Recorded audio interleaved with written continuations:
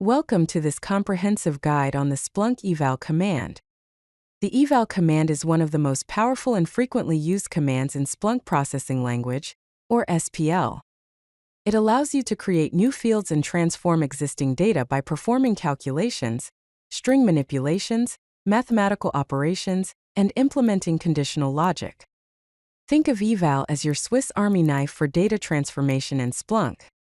Whether you need to calculate metrics, clean data, format text, or make decisions based on field values, the eval command provides the flexibility and power to turn raw data into meaningful insights that drive business decisions.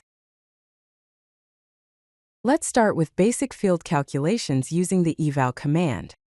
Mathematical operations form the foundation of data analysis in Splunk. You can perform simple arithmetic like calculating speed by dividing distance by time. For percentage calculations, multiply your ratio by 100 to get meaningful percentage values. When working with multiple numeric fields, you can easily sum them together, such as combining math, science, and English scores to get a total score. These basic calculations allow you to derive new metrics from existing data, making your analysis more comprehensive and insightful. Remember that eval creates new fields without modifying the original data, giving you the flexibility to experiment and iterate on your calculations. String manipulation is another powerful capability of the eval command. Text transformation functions like upper convert field values to uppercase, which is useful for standardizing data formats. String concatenation allows you to combine multiple fields with custom separators, such as creating a full name by joining first and last name fields with a space. For string extraction, the substr function lets you extract specific portions of text, like getting the first 3 characters of an email address. The len function returns the length of a string, which is helpful for data validation and analysis. These string functions enable you to clean, format, and extract meaningful information from text data in your events. The if function brings conditional logic to your Splunk searches, allowing you to make decisions based on field values. The basic if statement takes 3 parameters: a condition to test, a value to return if the condition is true, and a value to return if the condition is false.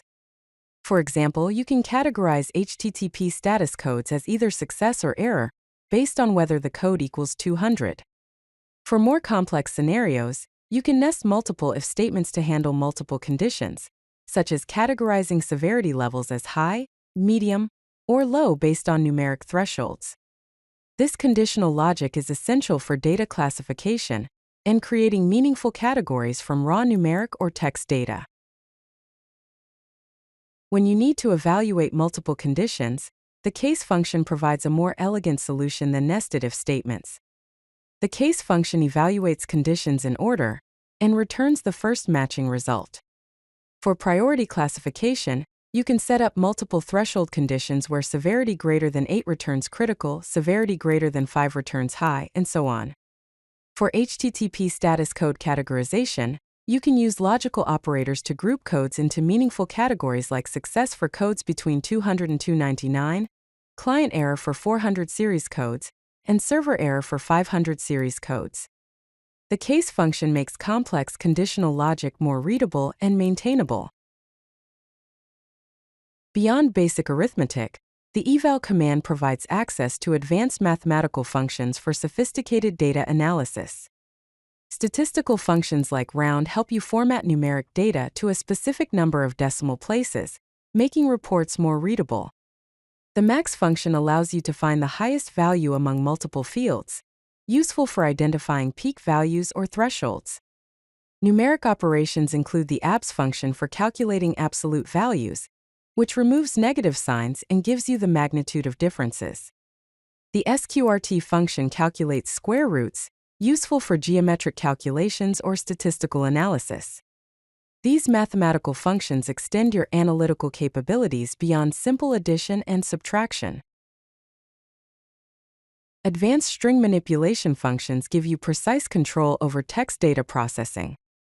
The substr function combined with len allows for sophisticated text extraction, such as extracting domain names from email addresses by calculating positions dynamically. The trim function removes unwanted white space, and when combined with upper, you can standardize text formatting in a single operation. The replace function lets you substitute specific characters or patterns, such as converting underscores to hyphens for better formatting. The like function enables pattern matching, allowing you to check if a field contains specific text patterns, which is useful for classification tasks like identifying administrator roles based on role field content.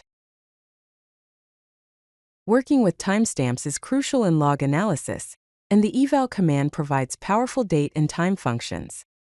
The strftime function formats timestamps into human-readable formats using format codes like %y for year, %m for month, and %d for day. The now function returns the current timestamp, enabling you to calculate time differences and age of events. For time calculations, you can determine how many days ago an event occurred by subtracting the event timestamp from the current time and dividing by 86,400 seconds per day. The strtime function parses custom date formats, allowing you to work with timestamps that don't follow standard formats. These time functions are essential for temporal analysis and creating time-based reports.